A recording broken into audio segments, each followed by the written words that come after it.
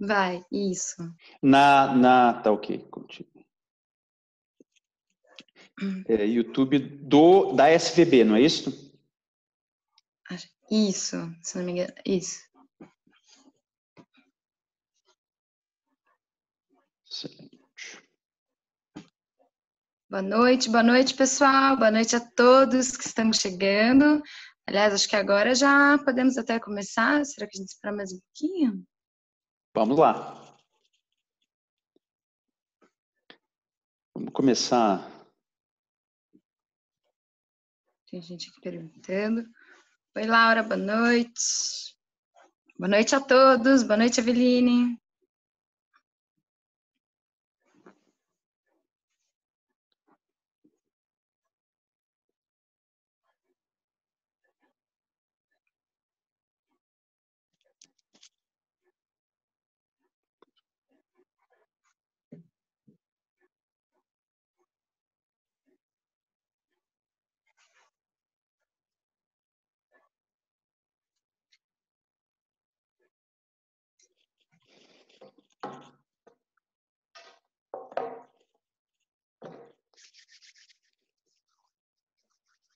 Vamos começar?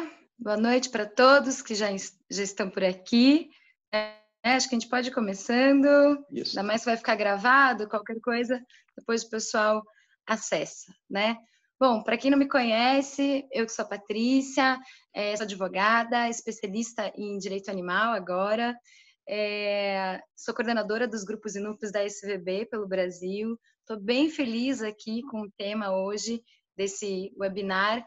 É um tema que eu amo, um tema super importante, que está crescendo muito, está vindo a discussões sobre o tema, né, direito animal, agora mais do que nunca, está super em alta.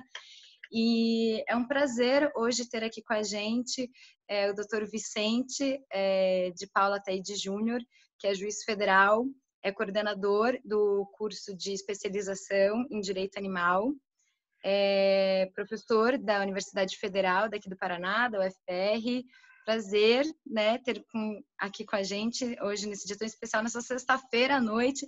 Então, fico bem feliz que tenham bastante gente aqui com a gente para falar desse assunto importante. Doutor Vicente, quer dar um oi para a galera primeiro? Muito bem. Boa noite, doutora Patrícia. Boa noite a todos que nos honram com a sua participação nessa conversa, nesse diálogo aí de iniciativa da nossa tão importante Sociedade Vegetariana Brasileira. Me permita, doutora Patrícia, também consignar um abraço fraterno ao Ricardo Laurino, né, que foi o responsável aí, me trouxe para conhecer a Sociedade Vegetariana Brasileira, esse trabalho tão indispensável. O portal que vocês têm é muito informativo, tem um material realmente extraordinário, né, para alimentar as reflexões, tirar as dúvidas, enfim, a respeito da ética vegana, da dieta vegetariana, enfim. E foi ele também que me levou a participar, e agora todo ano estou lá no VegFest, que é um evento extraordinário. Eu gostaria de recomendar a todos. Esse ano espero que o VegFest de São Paulo possa sair, né? Enfim, a gente não sabe. A gente ficou definido que não vai sair hoje, começou a ser já divulgado, né? Informar para algumas pessoas. Provavelmente não vai dar certo, né, esse ano, mas ano que vem daí sai, né? Eu imagino, são muitos eventos de grande porte que realmente acabaram sendo cancelados, até mesmo um dos eventos que eu sempre participo, que são as jornadas de direito processual civil, um mega evento também foi cancelado, só vai ser, tudo está passando para 2021, mas é por uma boa razão, algo que se justifica, né? O que nos deixa tranquilos, pelo menos, essas oportunidades que agora nós estamos tendo, né, de conversar até mais, talvez, do que conversávamos antes. Uma oportunidade de um diálogo, da gente estar se vendo, de trocando ideias com uma frequência que antes, nos nossos encontros presenciais, nós não tínhamos tantas oportunidades, né? Então, eu agradeço o convite, doutora Patrícia, Agradeço à Sociedade Vegetariana Brasileira, ao Ricardo Laurino, a todos os colaboradores diretos e indiretos e, é claro, especialmente às pessoas que já estão aí conectadas para participar aqui do nosso debate, do nosso diálogo a respeito de ética e direito animal. E nunca esteve tão em pauta, né, esse assunto. Eu vejo colegas meus, pessoas interessadas nesse assunto, que são de outras áreas, sendo inserido no currículo, né, das faculdades em direito. Algumas faculdades agora já têm a disciplina de direito animal, as especializações já começaram a surgir também na área de direito animal. Eu mesma fiz essa em que o doutor Vicente é o coordenador, maravilhosa. Então, é muito bom e eu fico muito feliz que isso esteja assim falado agora, né? Saindo do campo só filosófico, né, e teórico, para trazer para discussões práticas, né? E do ponto de vista jurídico também, né? Trazer para o judiciário tudo isso. Só para aproveitando essa notícia sua da nossa especialização, a especialização que eu coordeno, né, que nós criamos desde o ano passado, através dos professores que foram trazidos pela Escola da Magistratura Federal do Paraná, mas com a coordenação logística da Uninter, né, que tem todo esse aparato tecnológico para o fornecimento do ensino à distância. Então, de fato, ainda que nós tenhamos outros cursos de especialização em direito animal no Brasil, como lá aquele curso famoso, coordenado pelo professor Daniel Braga Lourenço, no Rio de Janeiro, mas são cursos presenciais, em que o alcance ele acaba sendo limitado.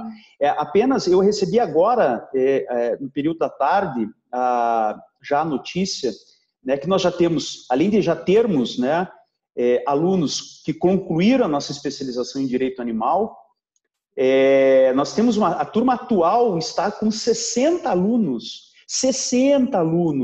especializando-se em direito animal.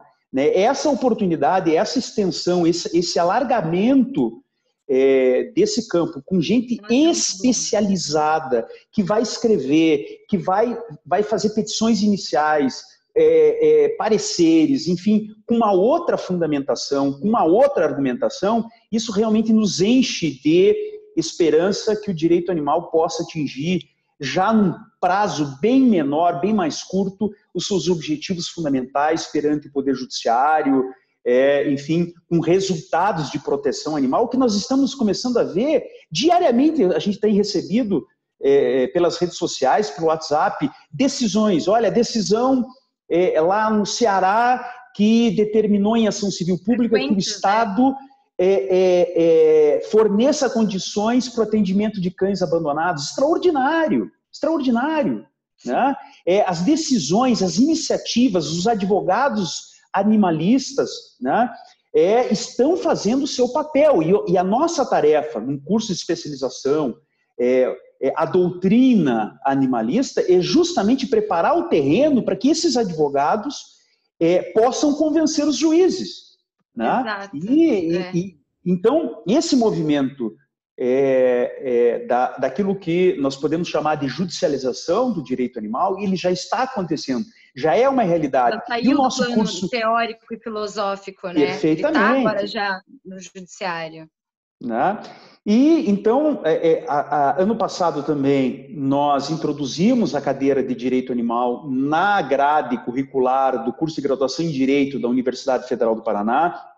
O professor Francisco José Garcia Figueiredo conseguiu agora, recentemente, também a inclusão da disciplina no currículo da Faculdade de Direito da Universidade Federal da Paraíba. Santa Catarina já tem há muito tempo, Rio Grande do Sul, enfim, isso está se alastrando num prazo bem menor. Né? O trabalho está sendo feito de uma intensidade tal, né, que, de fato, você tem razão, nós temos motivos aí para ter esperança de que um tempo menor o direito animal possa atingir o seu objetivo fundamental, que eu acho que é o tema da nossa conversa, que é a inclusão moral dos animais não humanos. Né? Fazer com que os animais possam também fazer parte da nossa comunidade moral e, com isso, conseguirem o respeito, a consideração e um catálogo de direitos fundamentais que possa, de fato, implicar em deveres fundamentais para os seres humanos, né, em relação a todas as espécies animais aí. Claro que nós estamos falando de Brasil, mas temos uma projeção de sempre ampliar isso para outros países e fazer com que isso floresça em escala global. E que o Brasil está aí na vanguarda do direito animal, né? A gente pode afirmar que a nossa legislação é mais avançada no mundo em matéria de direito animal. Como é que pode? É inacreditável. Isso é extraordinário. Isso é extraordinário. Então, vamos lá.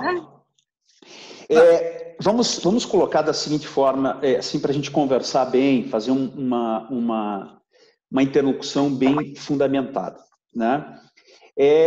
Quando nós falamos que o direito animal ele tem um papel importantíssimo de inclusão moral, né? A gente está mais acostumado de falar de inclusão social, mas para os animais não humanos, eles precisam ainda ocupar um degrau anterior, que é participar da comunidade moral, de poderem ser considerados sujeitos. Os animais, nós podemos falar assim, ainda estão em busca do reconhecimento da sua subjetividade. Tá? E participar da comunidade moral é importante exatamente para, como partícipe dessa comunidade, poder usufruir de direitos fundamentais. Essa é a grande vantagem, né? E, consequentemente, quem tem direitos, né, gera deveres para os demais partícipes dessa comunidade moral. E aí, doutora Patrícia, veja bem, é claro que o direito ele não é um único fator de inclusão moral, mas ele é um fator que, historicamente, tem colaborado para a inclusão, inclusive, me permita dizer assim, inclusão, inclusive, dos próprios seres humanos. Veja o que significa ser incluído na comunidade moral. Há um pouco mais de um século e meio, os seres humanos da raça negra, por serem negros, não participavam da comunidade moral. Da comunidade moral que era essencialmente branca, né? De perfil europeu. O direito teve um papel fundamental, né? Não foi o único, obviamente, mas teve um papel fundamental na inclusão da população negra na nossa comunidade, na comunidade moral humana, né? Eu me refiro, eu gosto de referir especialmente a um precedente da Suprema Corte Americana, lá em 1954, eu acho que todos, pelo menos do campo do direito é bem conhecido, o precedente, é o caso Brown versus Board of Education. É um caso importante que foi o precedente da Suprema Corte Americana, que praticamente, pela primeira vez, a Suprema Corte Americana disse que não era constitucional a segregação racial nas escolas, né? Foi um precedente, o Brown versus Board of Education, veja, foi o direito, né, através de um precedente de uma Suprema Corte, um fator imprescindível de inclusão de pessoas na comunidade moral, né? Nós podemos dizer também, referir a inclusão moral dos seres humanos do sexo feminino, das mulheres. A importância do direito representado pela lei de 1962, conhecido como Estatuto da Mulher Casada, que, através dessa iniciativa, dessa lei, foi que as mulheres puderam, enfim, ser consideradas plenamente capazes do ponto de vista jurídico. Até esta lei brasileira de 1962, as mulheres eram consideradas relativamente capazes, como se fossem crianças. Tempo, né? É super recente se a gente parar para pensar, né? Vejam, é claro que o processo de inclusão moral é um processo que ele não tem um início e um fim propriamente dito, né? Tudo isso depende de avanços constantes. Mas, inegavelmente, nesses dois casos, nesse precedente da Suprema Corte Americana, em relação à inclusão dos negros, essa lei de 1962 no Brasil, né, em relação à inclusão dos seres humanos do sexo feminino. E agora, doutora Patrícia, muito recentemente, vejam como o processo histórico ele demanda realmente a compreensão do tempo, da história. As pessoas com deficiência. Elas, até a questão de 3, 4 anos atrás, quando houve uma alteração do Código Civil brasileiro, as pessoas com deficiência eram consideradas absolutamente incapazes. Ou seja, não podiam participar da vida civil, não tinham participação na comunidade moral.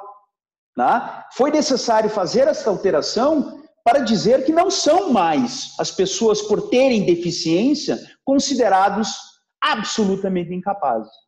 Por isso, doutora Patrícia, todos os que estão nos ouvindo, o direito animal, fundamentalmente, o papel do direito animal é alavancar o processo de inclusão moral dos animais não humanos. Essa é a tarefa. É um direito inclusivo, né? Para passar do status de coisa, né? Para deixarem de ser tratados como coisas, para serem tratados como seres sencientes, que sentem dor, prazer, exatamente, que têm uma dignidade. Nenhuma coisa, nenhum objeto pode participar de uma comunidade moral. Não participa. Quem participa da comunidade moral são os sujeitos. Tá? Então, a tarefa inclusiva do direito animal é exatamente representada pelo princípio da dignidade animal, pelo princípio constitucional da dignidade animal, que vem para promover essa requalificação dos animais de coisas para sujeitos de direitos fundamentais. Por isso, tá?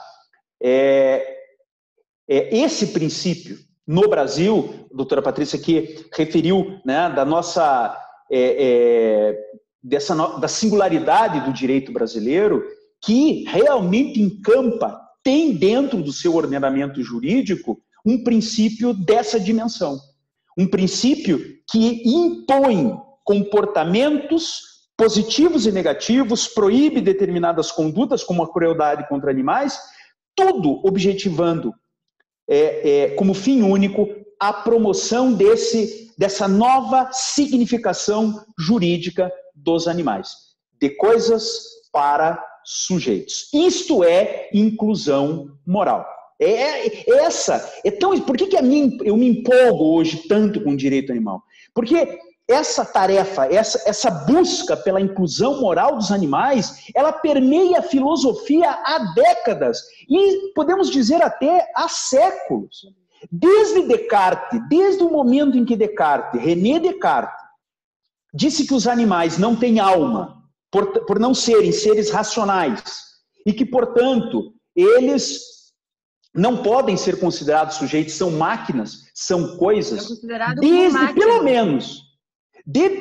menos desde Descartes, que esse processo de reação vem se consolidando, e agora nós chegamos, veja, há um pouco mais de 30 anos, no Brasil, a ter as melhores condições no mundo para proceder à inclusão moral dos animais não humanos com a força coercitiva do direito, representado pelo direito animal.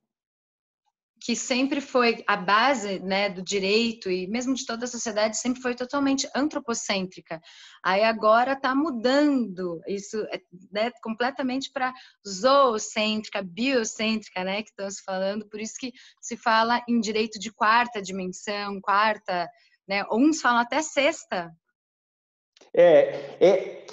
A gente pode englobar todo esse movimento, né, aquilo que Thomas Kuhn, um filósofo das ciências, já referiu como mudança ou transição de paradigmas.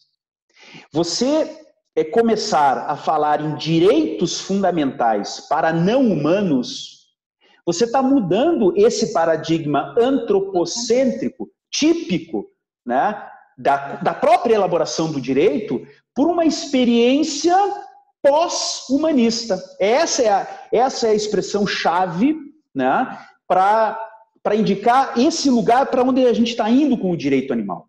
O direito animal está nos conduzindo a um outro paradigma não antropocêntrico. Pelo menos, se nós não chegamos ainda a um paradigma biocêntrico ou ecocêntrico, que tem uma perspectiva bem mais ampla, certamente o direito animal promove o paradigma zoocêntrico, né? Que inclui os seres humanos, evidentemente, claro, porque os seres humanos também são animais. Então, a experiência jurídica pós-humanista é isso que você, doutora Patrícia, doutora Eveline, a doutora Maria José, promotora de justiça lá no Pará, o meu colega, doutor Anderson, em Caruaru, no Pernambuco, o doutor Francisco José Garcia Figueiredo, que merece todas as nossas homenagens pelo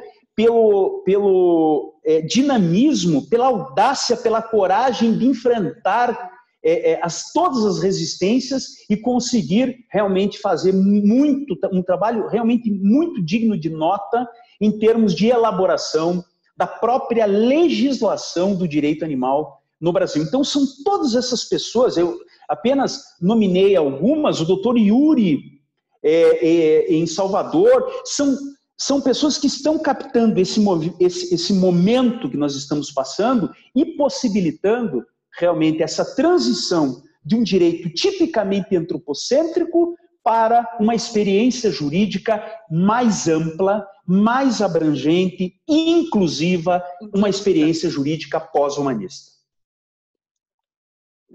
E não só profissionais do direito, né? Porque todas as pessoas fazem parte da cultura e a gente vai moldando a sociedade. A cultura, ela se muda.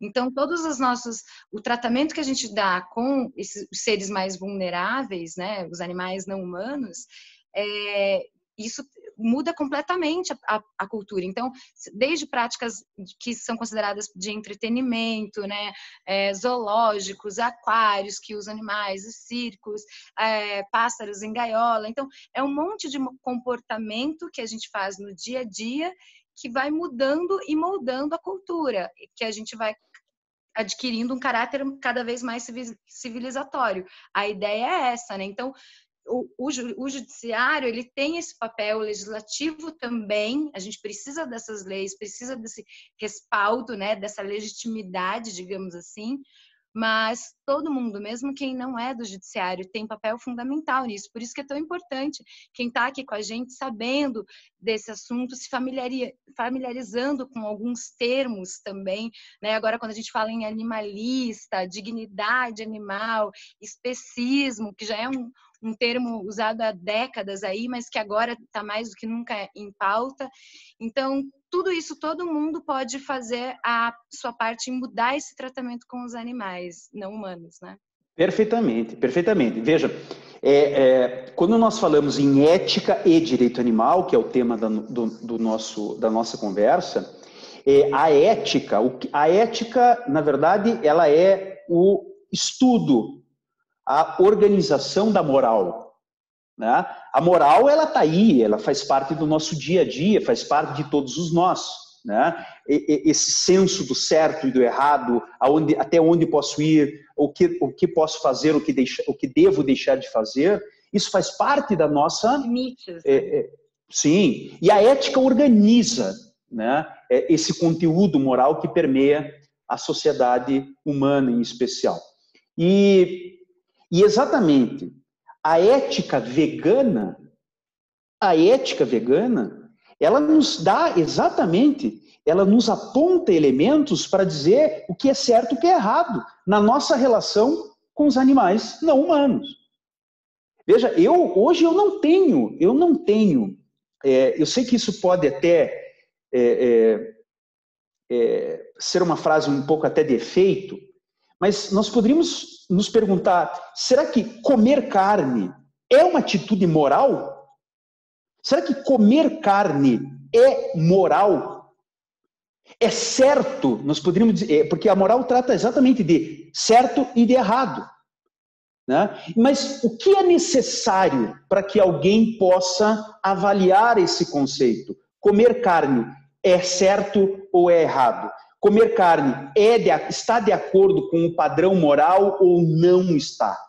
Fundamentalmente, esse é o trabalho da ética vegana, é abrir os olhos, é desvelar a realidade. As pessoas, para avaliarem a sua própria conduta, precisam saber o que está acontecendo, precisam saber o que acontece, o preço que se paga, o preço que esses animais pagam em termos de dor e sofrimento para a produção da carne, para a produção do ovo de granja, para a produção do leite.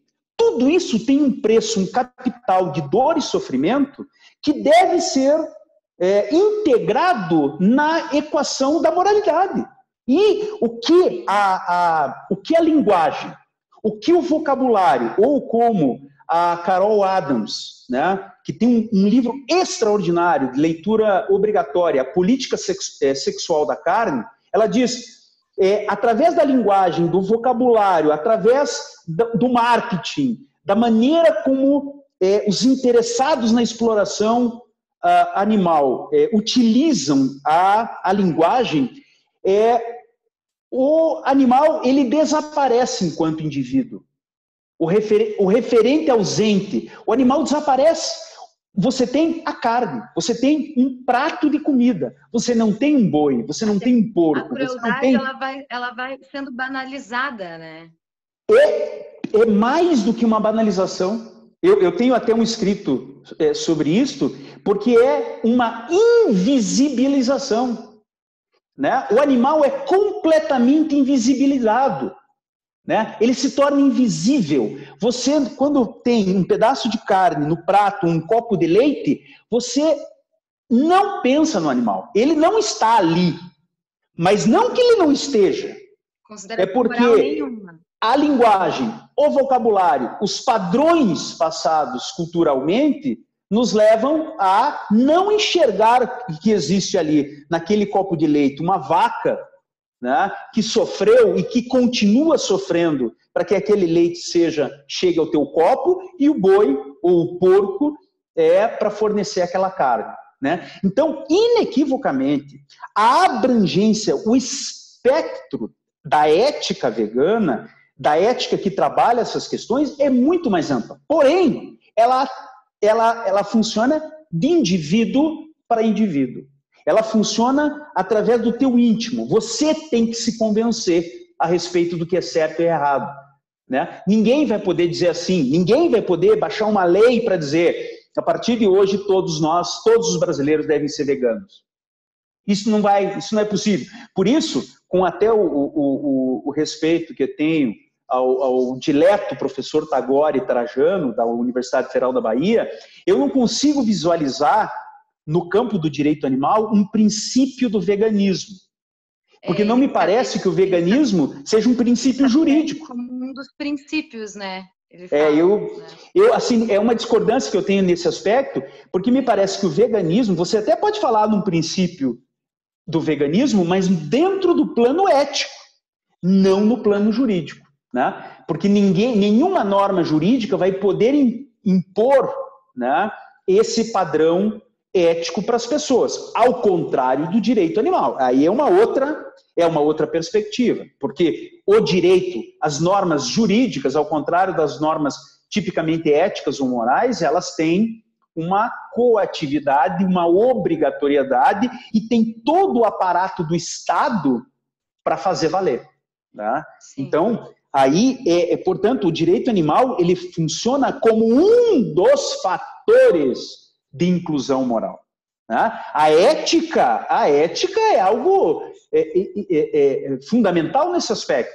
A ética vegana em si, veja, hoje, pelo menos até a última estatística do IBGE, do IBOP, salvo engano, diz que 14% da população brasileira se autodeclara vegetariana. Declara vegetariana. Uhum. Mais de 30 milhões de brasileiros. Muita gente. 30 milhões de brasileiros é uma Austrália e uma Nova Zelândia juntos. Isso não se pode ignorar. Essa mudança de perspectiva não se pode ignorar. E isso é o trabalho de cada um dos veganos, da sociedade vegetariana brasileira, de todos esses que não se calam, que não são indiferentes, que falam, né? Que não se intimidam, né? Nós temos hoje oposições que são muito fortes, até no sentido de menosprezo, de tratar a ética vegana como modismo, né? Então, mas esse trabalho, que é um trabalho de comunicação, né? Não existe você pensar em ética sem intersubjetividade, sem interação, né? É indispensável. Mas o direito animal, como nós estamos dizendo, veja, por que o direito animal é um instrumento de inclusão moral? Porque ele, se você é bem importante isso, doutora Patrícia, e todos que nos estão participando desse encontro. Notem, não é de hoje que os animais são protegidos por meio de ações judiciais. Não é. Nós temos jurisprudência de muito tempo de proteção da fauna, dos animais enquanto meio ambiente, enquanto elementos da biodiversidade.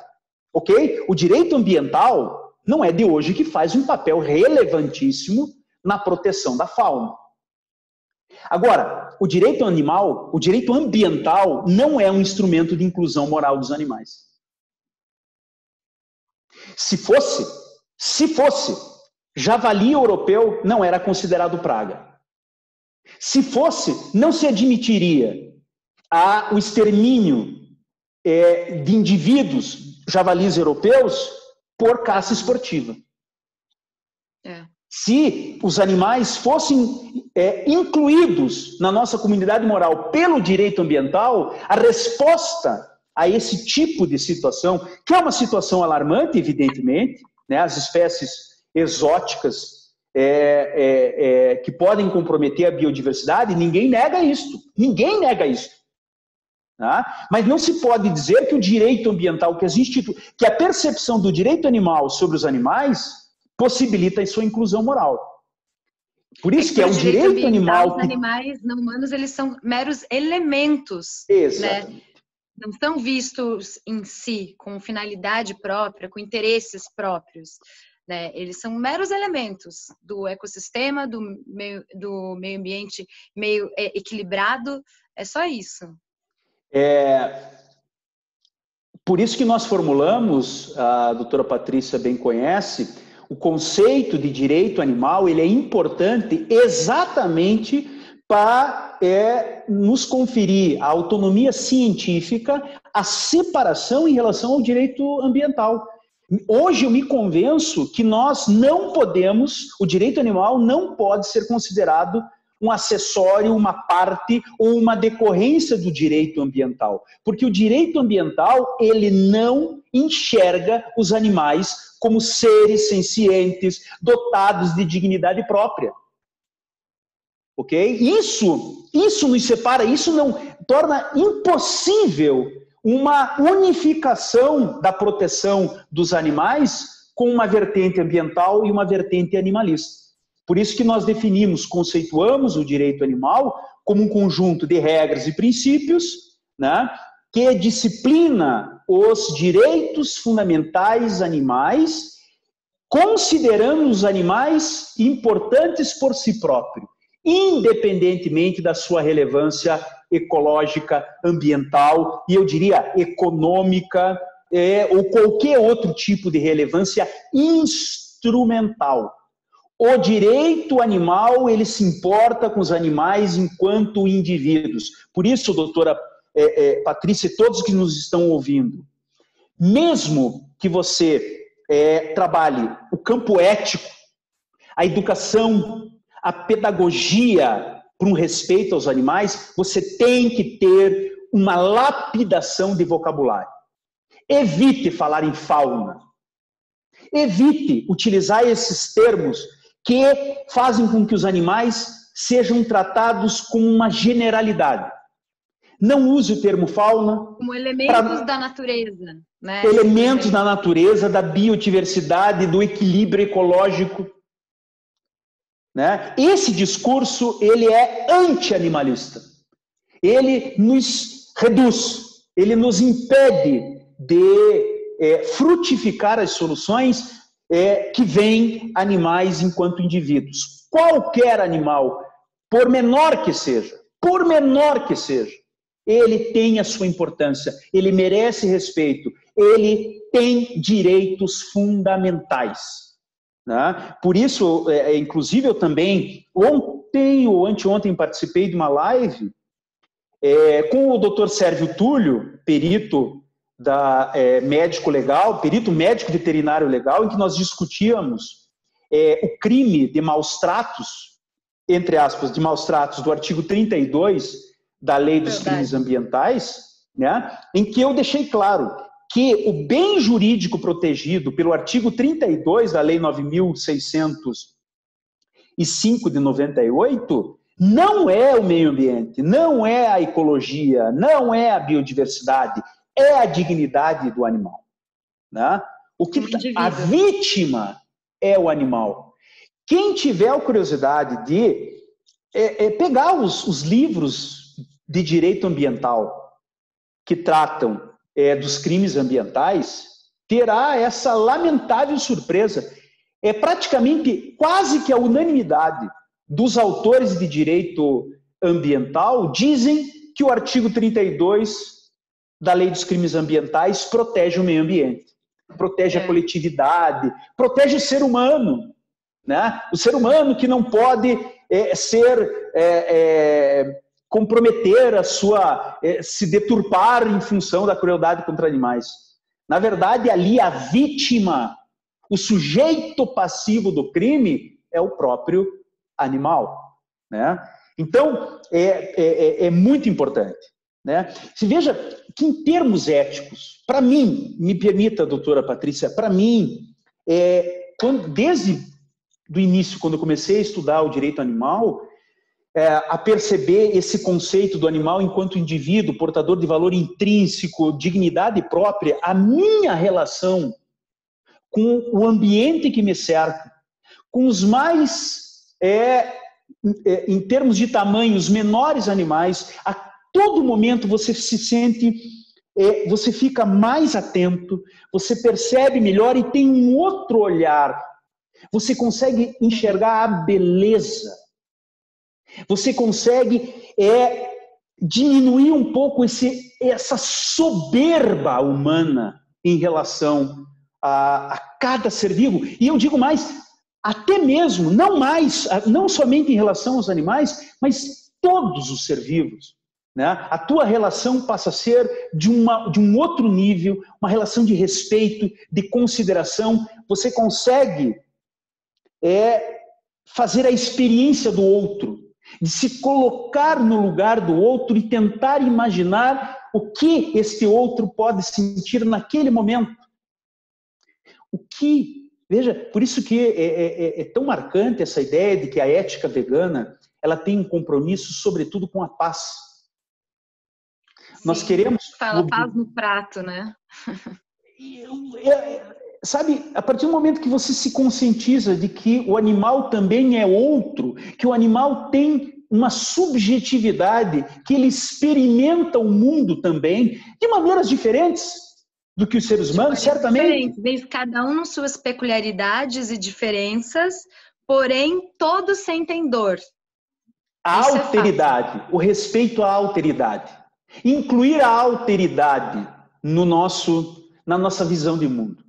Né? Então, nesse momento em que a gente consegue ver, olhar o outro, mesmo que não seja homo sapiens, com o mesmo respeito, com a mesma consideração, dizer, você também merece viver. Não é porque você é de outra espécie que eu simplesmente te trato como um ser que merece morrer, que eu vou pisar, que eu vou esmagar, que eu vou jogar no lixo. Quando isso passa a acontecer, há esperança. A gente renova a esperança numa sociedade mais fraterna, mais civilizada, menos violenta, né? Nesses tempos de pandemia, a gente está bombardeado pelo mal, pela notícia ruim, pela morte, pela opressão. Tudo isso nos oprime, né? E nada melhor do que desligar um pouquinho a televisão, sair de máscara, que seja, mas abraçar uma árvore, tentar sentir uma araucária, sabe? Tentar se sentir integrado a essa natureza, em comunhão com essa natureza. Sair da ideia do antropocêntrico, de que tudo é para o homem, e o homem pode desfrutar ao seu bel prazer, né? Essa ideia totalmente egoística e tão atrasada, e que precisa muito ser impulsionada para mudar, né? Então, isso que você comentou da ética vegana, ela vem exatamente nesse passo aí de tornar as pessoas seres mais compassivos mesmo, né? Mas no direito animal, ele sai do plano só da filosofia, dessa questão moral, e traz isso para o aspecto jurídico mesmo, né? Para poder dar instrumentos, né? Para os advogados poderem proteger uma vítima que sofreu um abuso, que sofreu maus tratos, que sofreu alguma crueldade, né? Então, doutor, vamos fazer assim. Vamos chegar no ápice. Vamos colocar assim o momento mais extraordinário que nós podemos chegar no direito, através do direito moral, do direito animal, em termos de inclusão moral dos animais. Eu acredito que todos conseguem ver os slides. Sim, acabou de abrir aqui para mim. Ok? Todo mundo está vendo? Levanta a mão aí só, doutora Eveline. Sim, está vendo o slide? Ok, obrigado. Esse projeto de lei, o projeto de lei 27 de 2018, que ele, na verdade, iniciou lá na Câmara dos Deputados, já passou pelo Senado, e ele foi aprovado nas duas casas legislativas brasileiras. Ele é um projeto que iniciou por iniciativa do deputado Ricardo Izar. Eu peço que vocês leiam apenas o caput, o artigo do artigo 3º, sem o parágrafo único. Vejam o significado do direito animal como instrumento de inclusão moral. Essa requalificação, o artigo 3º desse projeto de lei 27, ele vem para, no plano infraconstitucional, realizar o princípio constitucional da dignidade animal, que eu repito, é a norma jurídica que promove a requalificação dos animais de coisas para sujeitos. O artigo 3º faz exatamente isso. Os animais passam a ser sujeitos de direitos. Pouco importa se ele tem personalidade jurídica ou não, se a natureza jurídica é sui generis ou não, o importa é que a partir da aprovação deste PL, eles passam a ser sujeitos de direitos e podem ir à justiça para obter proteção desses direitos fundamentais. Esse ir à justiça para a proteção dos seus direitos fundamentais é que a gente chama, que está aí no PL, tutela jurisdicional. Vedado, proibido o seu tratamento como coisa. Tá? Esse projeto, ele só não foi ainda aprovado definitivamente, encaminhado à sanção presidencial, para que possa ser incluído definitivamente como uma regra do direito animal, porque no Senado Federal, no finalzinho da tramitação do projeto, apareceu esse parágrafo único. Esse parágrafo único do artigo 3º não fazia parte do texto original. Ele é uma emenda aditiva que veio no Senado Federal. Né? Claro, aqui nós não precisamos ter receio em falar que foi uma emenda providenciada pelos senadores da chamada bancada ruralista. Né? E esse parágrafo único, ele diz que a tutela jurisdicional não se aplica a determinadas categorias animais, como os animais na produção agropecuária, pesquisa científica e da vaquejada e do rodeio, basicamente isso.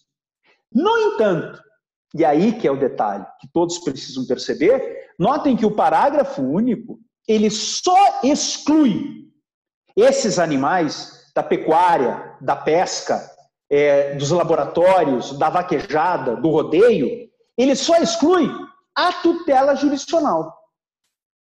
Mesmo os animais da pecuária, da pesca, do laboratório, da vaquejada ou do rodeio continuam sendo sujeitos de direitos. E aí qual é a conclusão que a gente chega? Esse parágrafo único é inconstitucional. Se for aprovado, se não houver veto a esse parágrafo único, ele é inconstitucional. Por quê? Porque o artigo 5º, inciso 35 da Constituição Federal, ele garante a todos, o direito a ir à justiça, o acesso à justiça. É uma garantia individual de todo sujeito. Se todos os animais passam a ser sujeitos pela aprovação dessa lei, não é possível constitucionalmente sonegar a ele o acesso à jurisdição, o acesso aos tribunais, né? Por isso, eu não tenho preocupação. Para mim, pode aprovar do jeito que está. Eu, claro que gostaria de ver suprimido esse parágrafo único. Mas não uma lei perfeita não é tão fácil assim, né? Isso aí. Então, cada passinho é um passinho. Sem dúvida, sem dúvida. Nenhum juiz que tenha o mínimo de conhecimento de direito constitucional, que tenha o mínimo, o beabá de direito constitucional, vai aplicar esse parágrafo único. Porque o artigo 5º, inciso 35, é de uma clareza, é o beabá do direito processual civil. A ninguém pode ser sonegado o acesso à justiça, né? Que é, aí o projeto chama de tutela jurisdicional.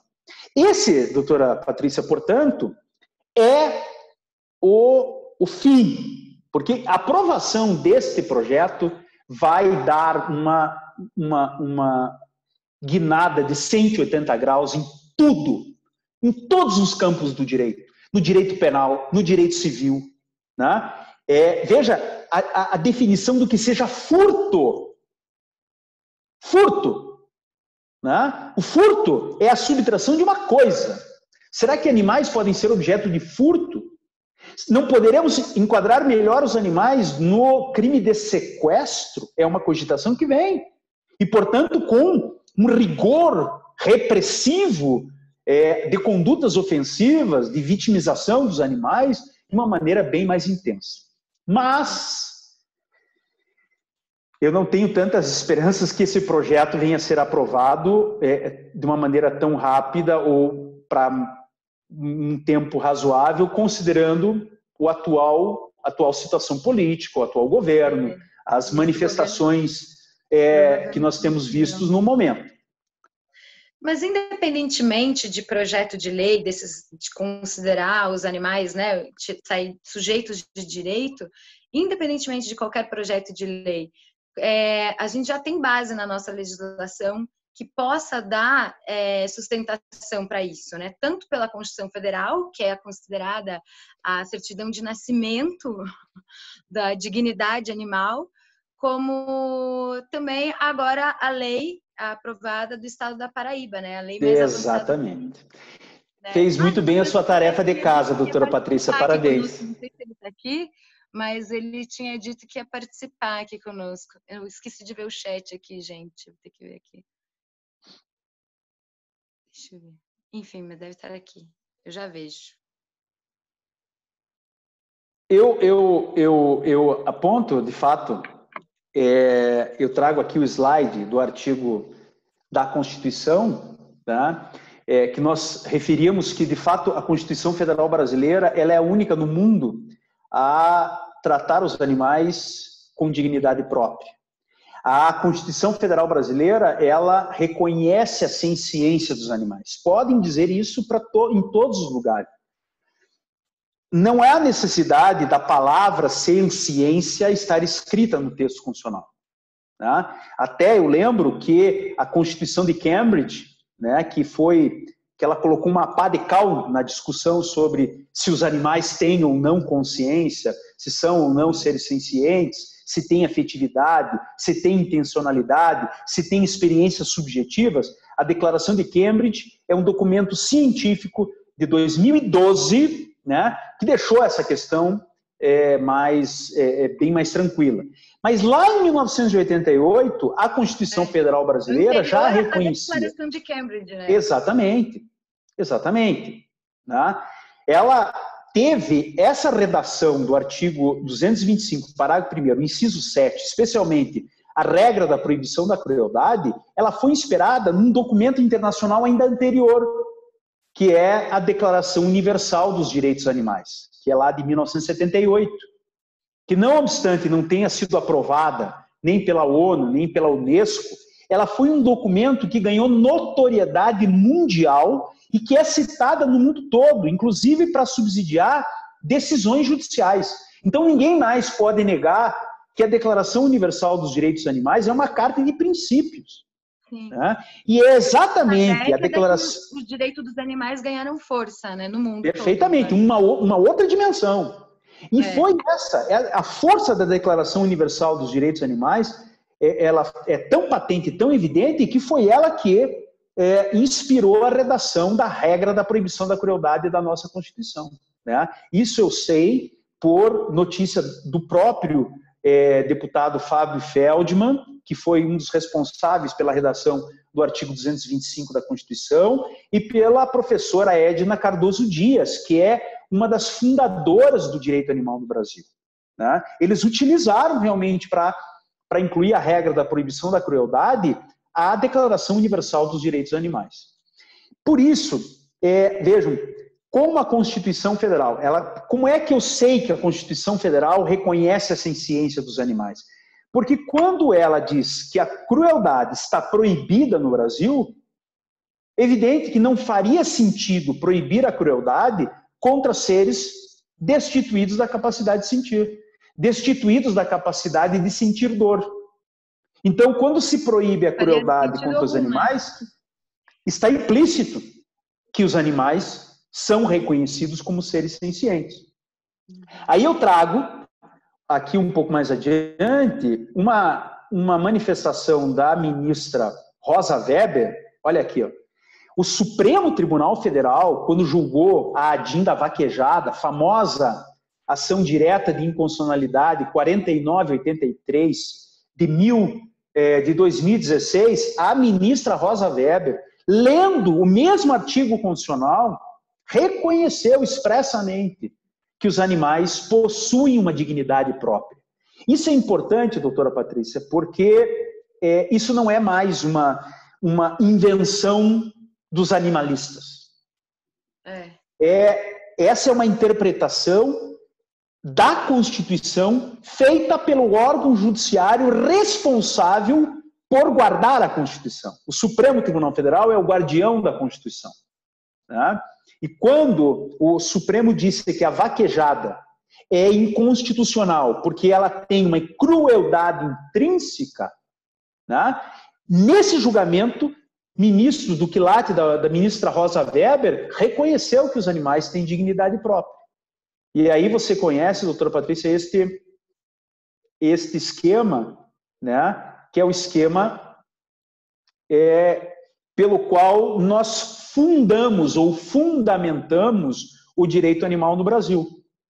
É o reconhecimento da consciência e da senciência animal que levou o constituinte brasileiro a introduzir a regra da proibição da crueldade e, pela interpretação dessa regra, pelo tratamento dos animais, pela valoração dos animais por si mesmos, considerados como si mesmos, considerados como indivíduos, é que nós podemos extrair a ideia constitucional da dignidade animal.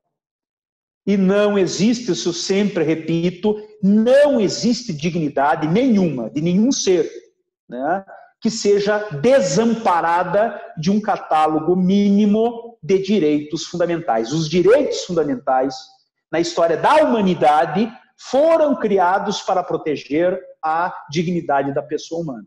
Contra a escravidão, contra a exploração, contra a violência, contra a opressão, né? Contra os regimes totalitários, contra o descarte dos humanos, contra a consideração de seres humanos como seres descartáveis, supérfluos. E é exatamente isso que nós não queremos mais que aconteça com os animais. Os animais não podem mais ser considerados supérfluos. Não é possível agora mandar matar 100 mil frangos porque estão acima do peso. A notícia recente que saiu no Rio Grande do Sul em função da pandemia e de outras situações, vamos simplesmente descartar 100 mil frangos porque estão acima do peso. Vamos matá-los e enterrá-los. Né? Isso é uma ofensa direta ao princípio da dignidade animal. Né? Por isso, o fundamento do direito animal brasileiro está na ideia de ciência e de dignidade animal. E é aí que a gente constrói, como foi referido ao início, a teoria dos direitos fundamentais de quarta dimensão, que no Brasil contam, e aí talvez eu sempre deixo essa exposição como um momento culminante de qualquer abordagem, né, para dizer que o Brasil é o único país no mundo a ter uma lei catalogando, listando os direitos fundamentais de quarta dimensão, que é o Código de Direito e Bem-Estar Animal da Paraíba, de 2018. Vejam o artigo 5º, a inclusão moral que o artigo 5º faz. Se os animais têm direitos, é porque os animais são sujeitos. Se são sujeitos, eles também participam da nossa comunidade moral. Né? Todo animal tem direito à existência física, psíquica, tratamento digno e direitos fundamentais subjetivos específicos. O direito ao abrigo adequado, né? O direito fundamental à saúde, que são os cuidados veterinários, o direito fundamental à alimentação, ao repouso, ao descanso e até mesmo o direito fundamental trabalhista, né, de uma limitação da jornada de trabalho. Se esses direitos, os direitos fundamentais de quarta dimensão, eles estão previstos em lei, é porque esses direitos poderão ser defendidos perante o Poder Judiciário. E aí, doutor, aí todos que estão nos ouvindo, a inclusão moral dos animais será efetiva quando o Poder Judiciário reconhecer, e esse é o ponto talvez mais importante de toda a nossa abordagem de hoje, será o ponto culminante em que nós vamos poder afirmar que no Brasil os animais foram incluídos na nossa comunidade moral pelo advento do direito animal, é quando os animais forem admitidos no processo como autores, como demandantes, como sujeitos do processo. Forem admitidos não como objetos a serem protegidos, mas como sujeitos titulares de direitos fundamentais que estão num processo vítima, judicial. Né? E faz sentido, porque a vítima é o animal. Não tem cabimento não ser ele, né?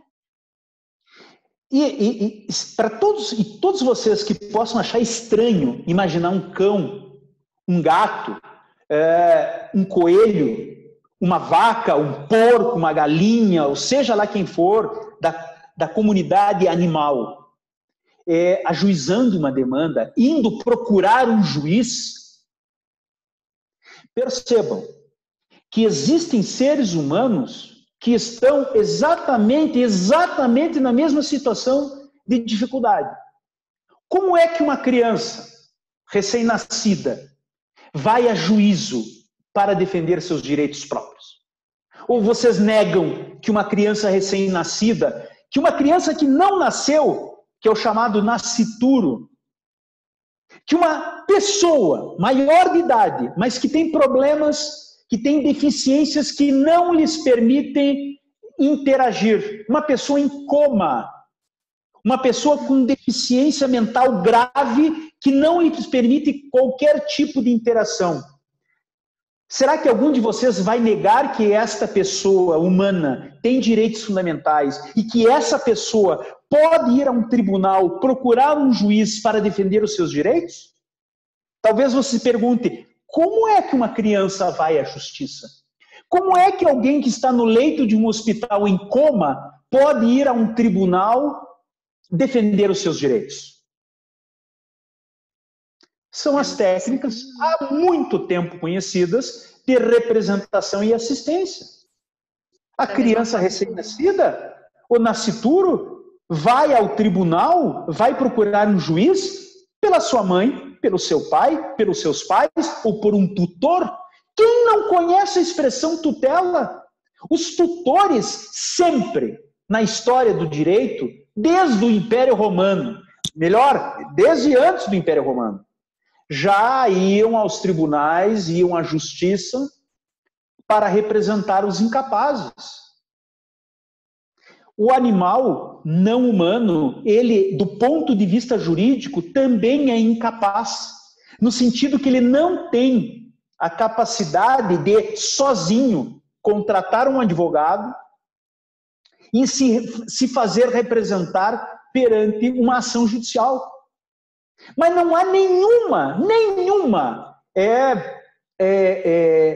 incongruência ou absurdo em se pensar que um animal possa, devidamente representado, ir a um tribunal. E as experiências que nós já iniciamos no Brasil, com muita resistência, com muita dificuldade, a doutora Eveline Paludo em Cascavel já o fez, o doutor Yuri Lima já o fez lá na Bahia, essa possibilidade de um animal ir a juízo, defender os seus direitos em nome próprio, é possibilitado no Brasil através de uma lei.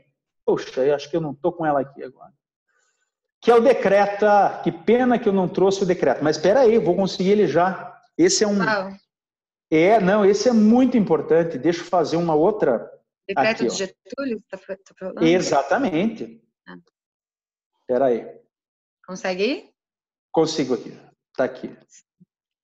É o decreto 24.645. Conseguem ver ou não? Está pausado?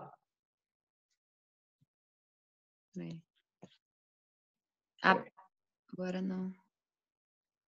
Espera um pouquinho que eu vou fazer novamente. Ainda não deu. Está aqui, já vai aparecer. Vê lá. Está aí? Abriu. Agora abriu. Esse decreto, o decreto 24.645 de 1934, ele é conhecido por ser o primeiro estatuto geral de proteção dos animais no Brasil, né? Apesar do nome decreto, porque ele foi emitido por Getúlio Vargas no primeiro, logo após a Revolução de 30, ele não é um decreto presidencial comum. Ele tem um status jurídico de lei. Okay? Na época, o decreto de Getúlio Vargas tinha o mesmo patamar normativo das leis. E isso é importante que todos saibam, que não podia, como fez o presidente Fernando Collor de Mello em 1991, baixou um decreto presidencial revogando o decreto 24.645. Mas esse decreto do Collor não teve eficácia. É ineficaz. Por quê? Porque nenhum decreto pode revogar a lei. Como nenhuma lei pode revogar a Constituição. Isso é intuitivo. Hierarquia das normas, né? Isso é... Teoria normativa da hierarquia das normas. Esse decreto 24.645 de 1934, ele já foi criado como lei. E nem precisava estar escrito lei. Porque ele, veja o artigo 1º do decreto. Todos os animais existentes no país são tutelados pelo Estado. Ele cria no artigo 2º um crime de maus tratos. Não poderia um presidente baixar um decreto para criar um crime, né? O direito penal é de competência, sempre foi de competência da União, do Congresso Nacional. Então, inequivocamente, esse decreto tem patamar, tem qualificação jurídica de lei, não foi revogado, ainda que, é importante que se diga, ele não disciplina mais o crime de maus-tratos. Todo mundo sabe que agora o crime de maus-tratos é disciplinado no artigo 32 da Lei 9.605 de 98. Mas, olhem aí, esse é o ponto que eu gostaria de focar. Quer ver aí? Deixa eu... O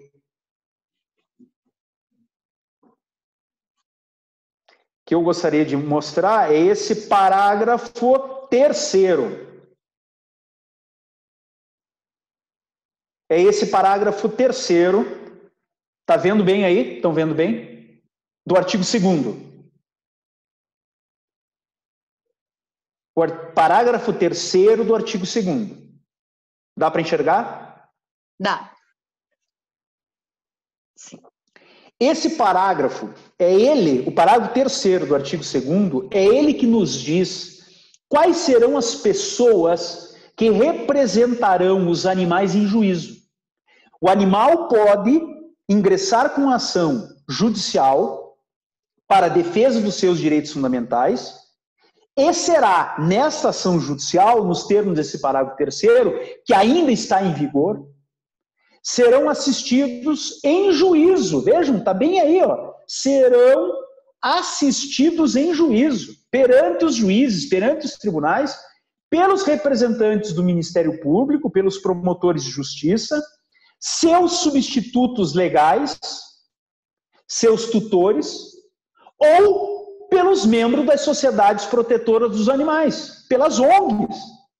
De maneira que toda ONG de proteção animal tem a possibilidade de ingressar em juízo como assistente dos animais.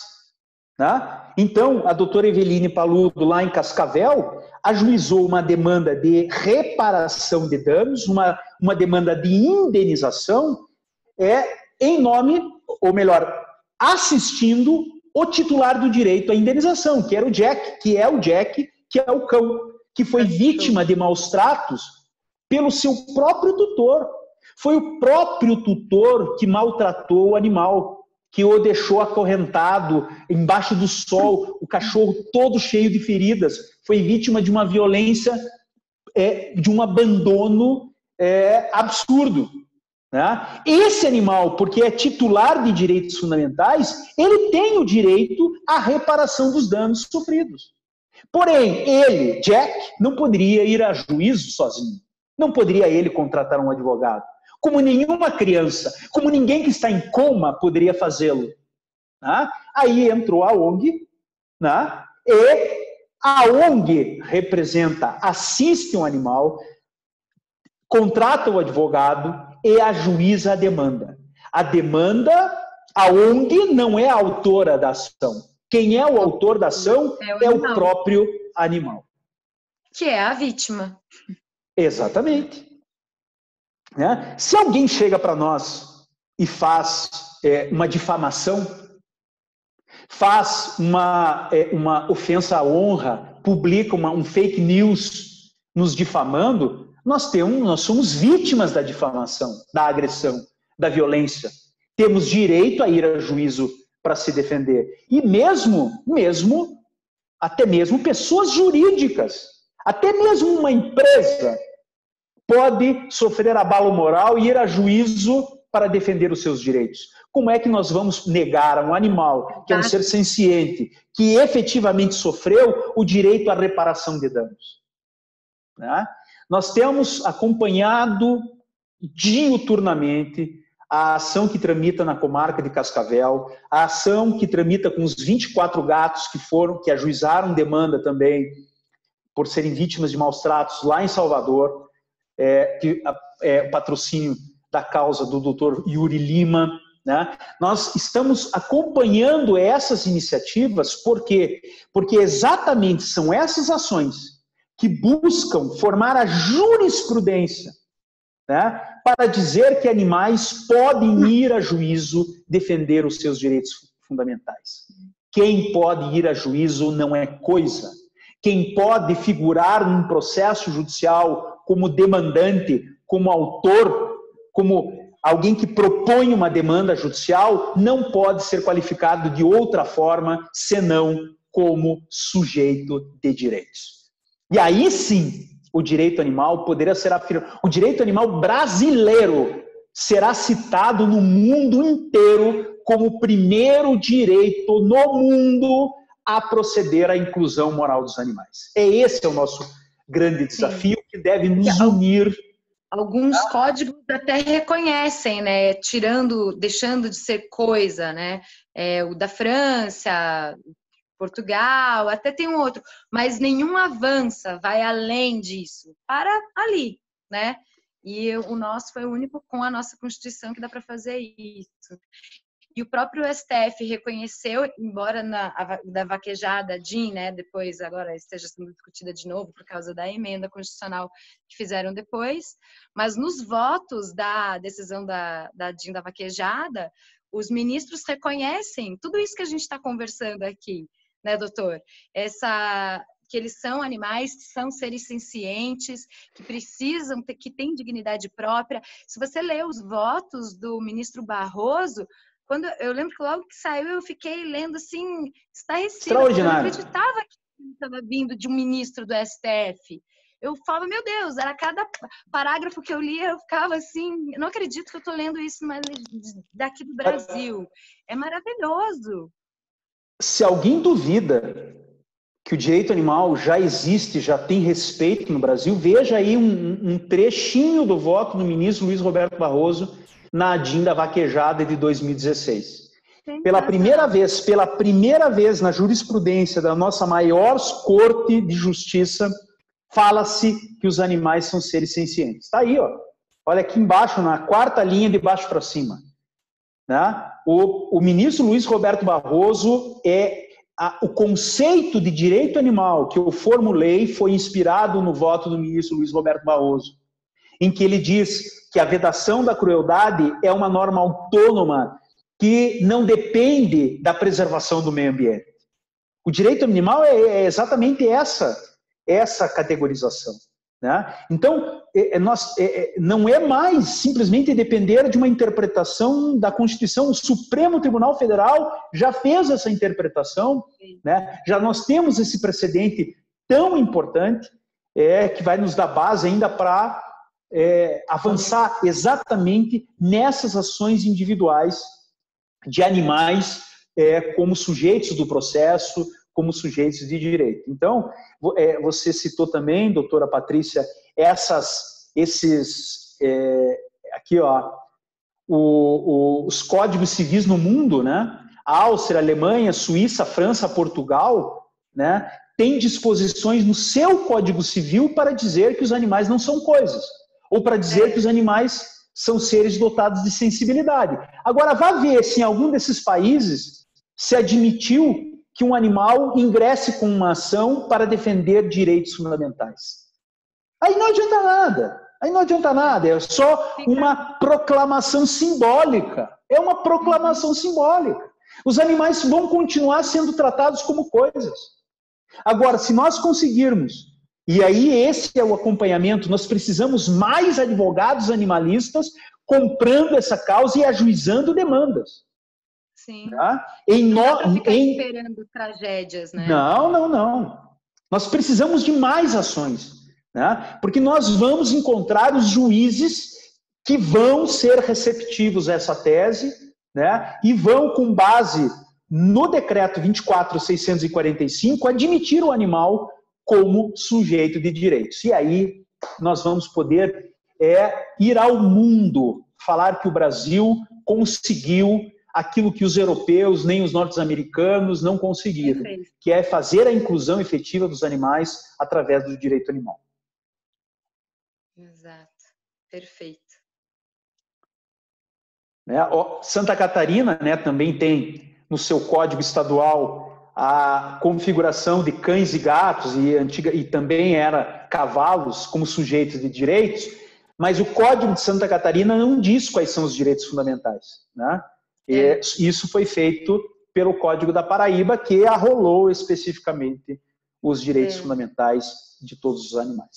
E ainda, embora seja um avanço, mas ele ainda é especista, né? Porque ele define isso só para cães e gatos, que são os animais que as pessoas é mais fácil de, né, terem uma compaixão e, né, se atraírem de certa forma.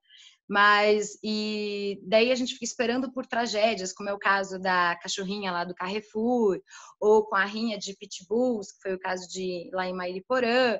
Daí teve aquela comoção toda da sociedade, daí surgem projetos de leis pontuais para tentar majorar a pena e tal, mas a gente não pode ficar esperando essas tragédias acontecerem. Isso que a gente está falando de cachorro, né? Mas tudo isso, todos esses maus tratos, essa crueldade vem acontecendo com vacas, ovelhas, galinhas, porcos e esses animais que também sentem dor, porque são seres sencientes, sentem dor, prazer. No mínimo, é bem aquilo, o mínimo interesse de não sofrer, eles têm, é o mínimo, né? Então, e esses animais? Né? Se você ama um cachorro, então por que uma crueldade com uma vaca? Né? E é por isso que a gente precisa mudar as nossas escolhas do dia a dia para ter um impacto tão grande nisso, porque de todas as relações de consumo, a mais praticada é a alimentação, por exemplo. Então, se a gente parar para pensar, quando a gente fala crueldade contra os animais e tal, os animais não humanos, geralmente as pessoas pensam em cão e gato, né? Cachorro abandonado e não sei o quê. Mas e as outras espécies? A gente não pode ser especista, né? E a nossa Constituição Federal, ela já repudia práticas discriminatórias. Então, a gente precisa fazer valer agora isso. Aqui eu quero, veja bem, aqui nós temos, claro, um grande desafio, porque a mesma Constituição Federal que contém no artigo 225 a regra da proibição da crueldade contra animais, em outros dispositivos, ela fomenta a pecuária e a pesca. A pecuária e a pesca, muito embora não sejam princípios, você não tenha diretamente direitos nisto, mas a pecuária e a pesca, elas têm previsão constitucional. Como que nós vamos compatibilizar a regra da proibição da crueldade com o estímulo constitucional à pecuária e à pesca? Aí nós temos que fazer a seguinte elaboração. A regra da proibição da crueldade, em primeiro lugar, é regra, é uma proibição expressa, de maneira que mesmo na pesca, mesmo na pecuária, a crueldade não é admissível. Então, o primeiro passo nisso que eu diria, o primeiro passo para que a gente possa contingenciar a pesca e a pecuária, né, como formas de exploração dos animais, é pontualmente atacar por via judicial estas práticas zootécnicas, pecuárias ou pesqueiras que a medicina veterinária é capaz de apontar crueldade intrínseca. Por exemplo, a prática que consta de instruções normativas do Ministério da Agricultura de marcar os bois a ferro quente. Até hoje, essa prática infame, crudelíssima, porque é feita sem qualquer tipo de anestesia. São várias marcações no corpo do boi e muitas delas na própria face. É no rosto. É no rosto do boi. Ou seja, é claro que essa prática da pecuária, e lamentavelmente respaldada por muitos zootecnistas, ela é uma prática inconstitucional. A pecuária, sim, ela é estimulada pela Constituição, mas ela é limitada pela regra da proibição da crueldade. Da mesma forma, eu não posso admitir a amputação do rabo dos porcos, por exemplo, a retirada de dentes dos porcos, a debicagem de galinhas sem anestesia, né? Claro que se você for colocar anestesia, o preço da produção aumenta, mas tudo bem, esse é o preço de você ter uma Constituição com direitos fundamentais de quarta dimensão, e esse é um desestímulo a essas práticas que são altamente vulnerantes para os animais, né? a prática em relação às granjas de galinhas poedeiras de se fazer, de se triturar ou matar os pintinhos machos. São triturados, são amacetados, morrem sufocados. O que dizer? Tem uma prática que é intrinsecamente cruel, que não tem como livrar da crueldade, a produção do foie gras.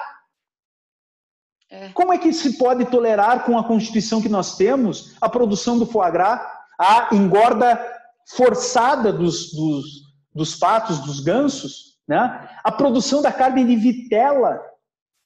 Essas práticas eu não consigo visualizar com...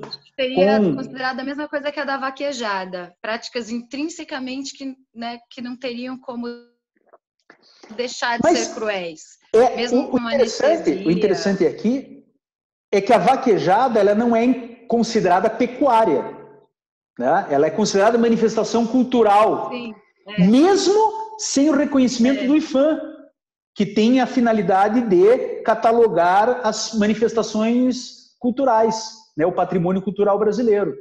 Né? Mas, doutora Patrícia, nós precisamos realmente que as nossas entidades de defesa animal cataloguem essas práticas cruéis. Praticamente todas elas estão respaldadas por instruções normativas ou resoluções do Ministério da Agricultura e Pecuária. Nós temos que ajuizar ações civis públicas, ações de descumprimento de preceito fundamental, ir aos juízes da Suprema Corte ou do Judiciário de primeiro grau para eliminar essas práticas cruéis intrínsecas da pecuária. Se não é possível, nesse momento, simplesmente eliminar a pecuária em si, ou a pesca em si. Não estamos no momento. Não chegamos nesse momento. Mas esse é um processo inevitável. O ministro Luiz Roberto Barroso fala isso no seu voto. Esse é um processo histórico inevitável. Nós vamos caminhar para isso. Mas nós precisamos cumprir essas etapas. E a judicialização do direito animal vai nos ajudar nesse aspecto. Né? Essas ações vão surgir e nós vamos fazer essa lapidação dessas práticas intrinsecamente cruéis que não podem continuar existindo nem na pecuária, na pesca igualmente, até, doutora Patrícia e todos os que nos estão ouvindo ainda, eu até agradeço pela paciência. Não dá para tolerar mais a caça esportiva e nem mesmo a pesca esportiva, que são práticas também intrinsecamente cruéis e que têm uma motivação absolutamente imoral. Imoral. Né? A caça e a pesca por esporte são imorais e violam a regra da proibição da crueldade. Né? Eu sei que nós devemos estar nos caminhando para o final da nossa conversa, doutora Patrícia, por isso que, para incentivar as reflexões finais, eu tenho aqui... eu sempre coloco esses slides no final. Essas figuras, elas foram sendo encontradas com o passar do tempo e, para mim, elas são muito autoexplicativas de todo esse propósito que nos reúne a todos nós numa sexta-feira à noite para falar de ética e direito animal. Por que que isso nos comove, nos une, né? O propósito ele é muito claro, né? Essa é uma causa, sim, uma causa que nos liga até pela sensibilidade, pelo amor que nós temos a essa... é uma causa que envolve um espírito, né? Quando eu me deparo com essas cenas e que eu sei que essas cenas são isso aqui, ó, são esses frangos que vão simplesmente ser abatidos porque chegaram num peso máximo e não foram comercializados lá no Rio Grande do Sul. Né? A carne de vitela, né, esses bezerros que são mantidos imóveis durante todo o seu período de vida para que a carne não fique dura, para que possa ter a carne vitela, o baby beef, como é referido por muitos, né? A produção do foie gras, né? Olha a situação, não apenas pela engorda mecânica, mas pela manutenção desses seres sencientes nessas jaulas imundas. Alta gastronomia ainda por cima, né? O que nos leva a fazer isso? Né? Os peixes é a população mais vulnerável do planeta. Em termos globais, né, são trilhões de peixes abatidos. Né? Em termos de comparação com a pecuária e com outros, não há comparação. Né? A cena da pesca amadora, da pesca esportiva, né? E que nós somos convidados a relaxar indo pescar, né? Tá nervoso, vai pescar. Como não se importar, né, com a dor e o sofrimento que o peixe sofre, ou com esses 25 mil essas escolhas do dia a dia que a gente vai tolerando, e isso vai assumindo uma postura como se fosse normal e natural, e tá tudo certo. E as pessoas precisam se questionar sobre isso, né? Sair dessa esfera antropocêntrica. A gente precisa considerar os outros animais, entender que eles estão dividindo o mesmo lugar que a gente, né? Embora cada um tenha suas peculiaridades, diferenças, mas eles sentem dor.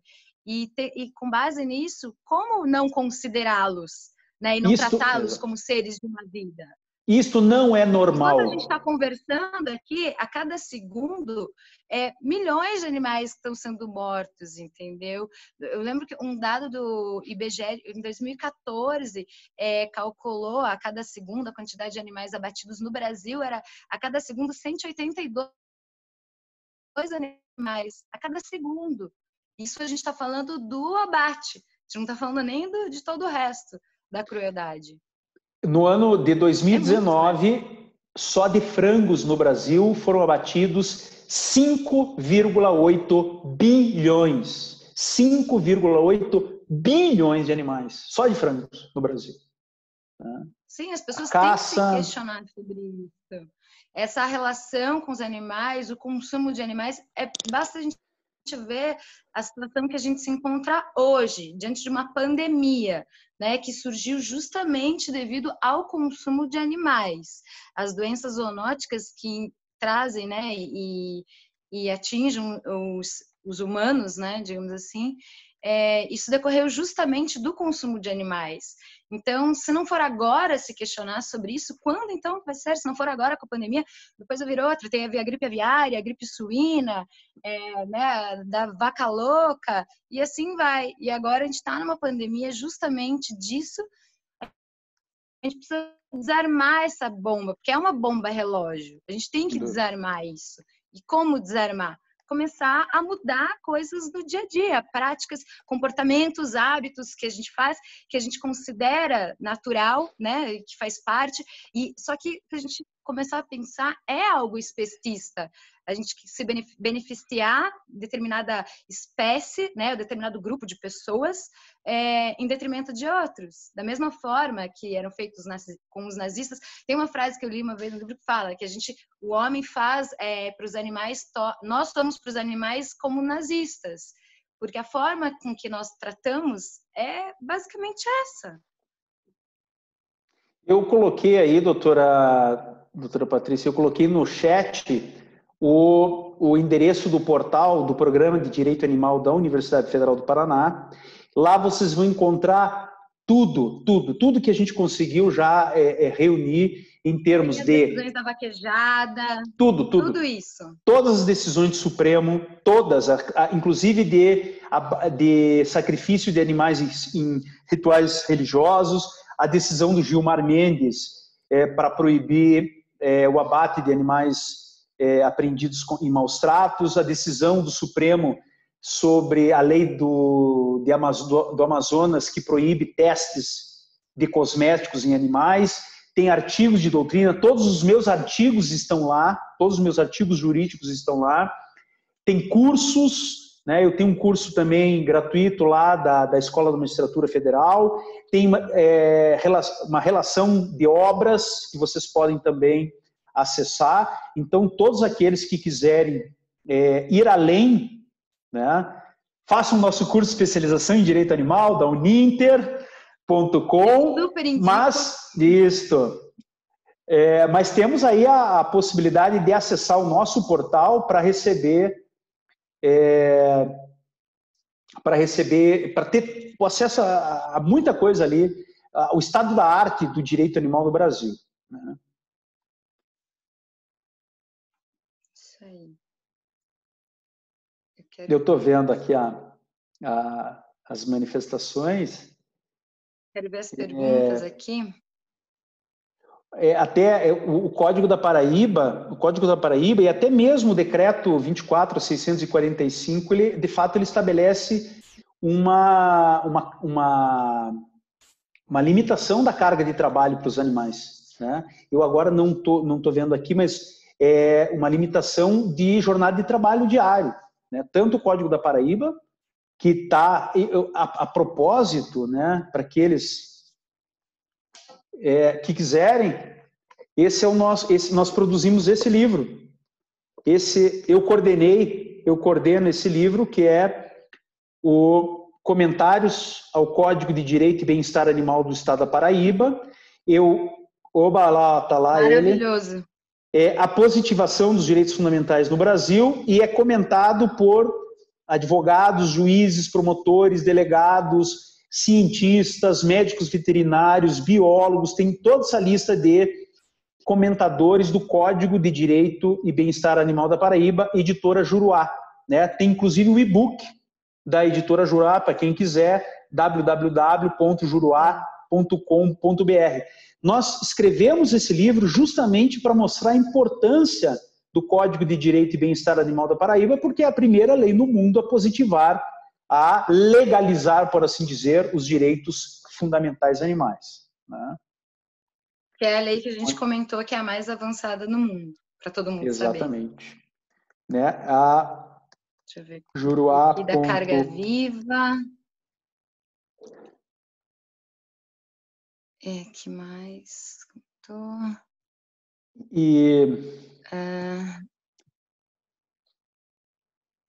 Essa questão do embarque de animais, né, para exportação, essa questão está judicializada na Justiça Federal de São Paulo, mas o juiz de primeiro grau deu a liminar, o juiz federal de primeiro grau, mas o Tribunal Regional Federal da Terceira Região, por decisão por maioria, liberou, né, o embarque, a exportação de animais vivos por via fluvial, por via marítima para a Europa, né? E, lamentavelmente, as decisões, a perícia desse caso também está no nosso portal do Programa de Direito Animal da Universidade Federal.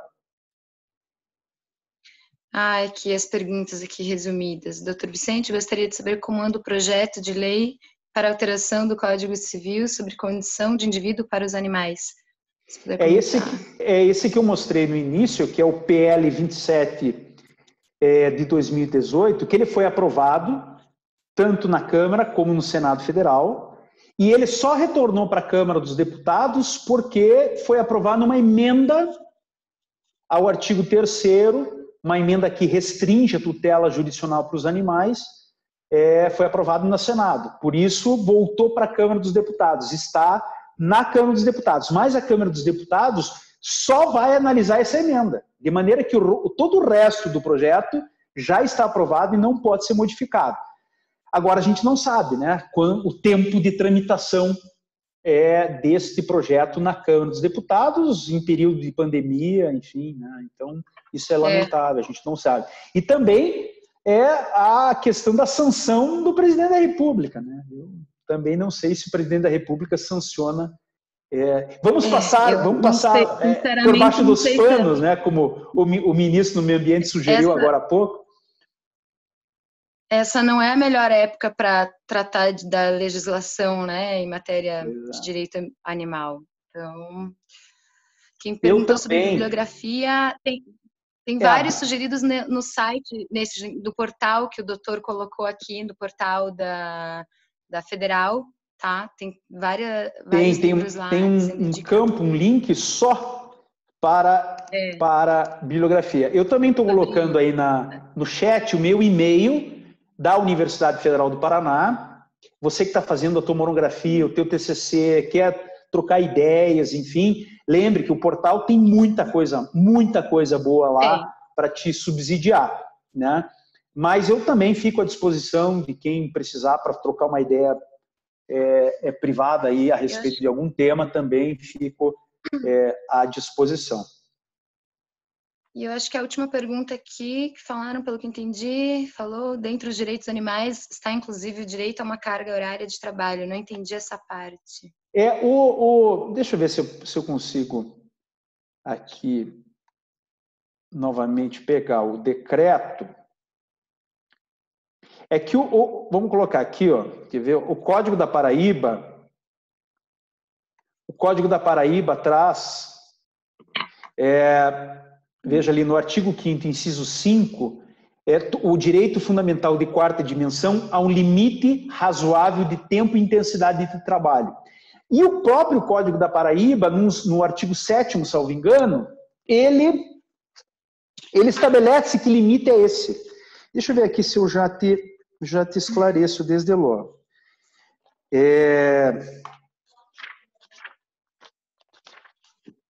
Aqui. Deixar animal, manter animal. Eu acho que ele deve ter perguntado em relação a se, no caso, não deveria, então, nem poder trabalhar. Eu acho não é isto. Não há essa restrição. Né? O Código da Paraíba não proíbe o trabalho, ele limita a intensidade de tempo para que o animal não seja... Isso, para que tenha o período de descanso. De descanso, exatamente. Olha, quer ver? Peraí, deixar, de ordem 1... É o artigo 7º, parágrafo 2º do Código da Paraíba, que ele traz as proibições... Aqui é um artigo bem... aqui, ó, é o inciso 19 do parágrafo 2º do artigo 7º do Código da Paraíba. Proibido, considera-se maus tratos fazer viajar um animal a pé por mais de 5 quilômetros, ou obrigá-lo a trabalhar por mais de 4 horas contínuas, sem lhe dar, em ambos os casos, descanso adequado, água e alimento. Conservar animais embarcados por mais de 4 horas, sem água e alimento. Essas restrições tem muita coisa aqui na consideração de maus tratos do Código da Paraíba. Então, tem bastante coisa interessante ali também nesse aspecto. Deixa eu ver aí o que tem mais. Exatamente. Tem várias regras proibitivas. Até no decreto 24.645 você encontra também essas restrições. É um grande avanço. É que é aquilo, acho que não é, digamos assim, então os animais não deveriam nem ter que trabalhar, né? Eu concordo. A mesma coisa, a indústria da pecuária, eu também concordo. Mas as pessoas, elas não são iguais, né? Às vezes o que sensibilizou uma pessoa não é o que vai sensibilizar a outra. Então, são avanços que a gente vai, né? Um passo rumo na direção. Por isso que a gente precisa de uma educação animalista para trazer valores para as pessoas, para que elas mudem a concepção delas desse valor moral dos animais, né? Da consideração deles. Isso em relação a tudo, ao entretenimento, em relação ao consumo, às pesquisas, né? A experimentação que é feita com o uso de animais. Tudo isso precisa ser repensado e não vai ser de uma hora para outra. Claro que existem passos pequenininhos que é possível ser dados e os maiores, né? E às vezes é um avanço, do nada vem algo e pá, né? Como foi a lei do cigarro, por exemplo, que proibiu e a galera começou a respeitar. Mas em relação a esse negócio da carne, por isso que a gente precisa de campanhas que estimulem as pessoas a se conscientizarem, a convidarem a experimentar novos sabores. Por isso que a SVB tem várias campanhas nesse sentido. Tem a campanha Se Você Ama Um Porque Come Outro, que é justamente, ela tem essa pegada mais da compaixão em relação aos animais, né? Faz refletir, questionar sobre isso. A Segunda Sem Carne, um convite a você conhecer novos sabores. Então, para quem tem aquela mais questão muito forte com o paladar, não consegue de jeito nenhum, começa pela Segunda Sem Carne. Tem muita campanha. A Bomba Relógio agora, a campanha veio justamente devido a essa pandemia, né, que a gente está vivendo e que precisa desarmar. Então, assim, deixa eu até aproveitar. Uma das formas que vocês podem colaborar nisso, independentemente quem é da área jurídica ou não, passar esses conhecimentos, esses termos que a gente está conversando aqui para as outras pessoas, estimularem as outras pessoas, participem de instituições que vocês se identifiquem com a causa animal, a SVB mesmo, fica aí o convite para todos participarem também. Esse mês, para quem quer ajudar aí bastante, a gente recebeu de um doador a proposta de que a gente vai fazer vezes 10 cada filiação, e as doações para a SVB serão feitas vezes, vai multiplicar por 10, então que a SVB vai receber desse doador. Então, até o final desse mês, essa campanha, então quem puder acessar o site da SVB, campanha nota 10, deixa eu até pegar aqui e colocar aqui. Acho que a Luana pode colocar aqui para a gente, Luana, por favor, o site para o pessoal. Não sei se ela está aí ainda. E que mais? Teve mais uma pergunta aqui. Falando do trabalho, porque se permitimos a carteira de trabalho, estamos concordando com a exploração animal, que vai ao encontro do bem-estar.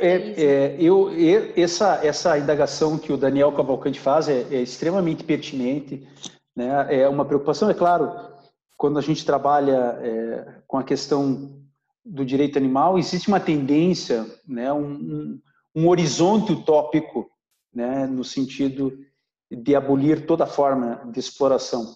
Mas, como eu disse, dentro da própria Constituição Federal Brasileira se reconhece e se fomenta a pecuária e a pesca, né? Então, a gente tem alguns limites até onde a gente pode ir num determinado momento.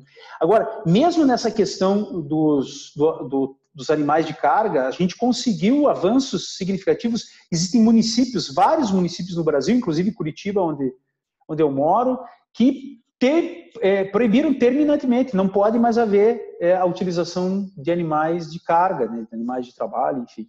Então, dá para conciliar isso, dá para fazer com que esse tipo de avanço não seja um empecilho ou um obstáculo fundamental a mais conquistas, né? Claro que, em relação aos animais de carga, a gente tem que abolir isso mesmo, né? E isso tem sido feito paulativamente. Os municípios têm tido regras próprias, né, para efetivar a abolição aí dessa prática. Mas a preocupação uma hora vai chegar. Eu acho que a tendência é acabar, né? A gente tem que tentar estimular para fazer acabar logo tudo isso, toda essa exploração com os animais. Então, a ideia é essa, por isso que a gente precisa ajudar a estimular as outras pessoas também. Nós, né, mudar os nossos comportamentos e estimular as outras pessoas. Isso aí, gente. Colocou aqui o site. Obrigada, que colocou ali o site. Obrigada, Luana. É isso aí. Obrigada. Excelente. É isso, doutor. Acho que a gente vai ter que encerrar, né? Já passamos bastante do horário aqui. Mas eu agradeço demais a presença de todos vocês que estão aqui com a gente, tá? Em plena sexta-noite aí. Estar aqui é muito maravilhoso tê-los conosco. Doutor Vicente, é uma honra ter conosco aqui também, como sempre, compartilhando o seu grande saber aí jurídico na área. E é maravilhoso, né, ouvi-lo e poder sempre absorver um pouquinho de cada vez mais e poder replicar isso para as outras pessoas. Então, eu agradeço demais a todos vocês. E, gente, não desistam, vamos continuar aí na luta e se inspirando e lembrando desses pontos positivos que a gente está crescendo com as campanhas de conscientização, com essas legislações inovadoras, vanguardistas que o Brasil está tendo, para a gente respirar e se impulsionar e poder fazer mais, tá bom? É isto. Muito obrigada a todos, boa noite e bom final de semana. Até. Valeu, eu também gostaria de agradecer mais uma vez a doutora Patrícia Marim, ao Ricardo Laurino, à Sociedade Vegetariana Brasileira. Contem comigo sempre, VegFest, seja quando for, estaremos lá, vai ser uma honra, é um prazer poder colaborar com vocês. Eu sei do trabalho, é um trabalho seríssimo, né? E eu me coloco à disposição a todos aqueles que quiserem mais coisas, a gente pode discutir, a gente sempre está atualizando o nosso portal do Programa de Direito Animal, de maneira que vocês vão encontrar sempre coisas bem recentes lá para ampliar esse mundo e para levar adiante essa nossa mensagem. Valeu? Muito obrigado a todos, obrigado a cada um de vocês que nos acompanhou até agora.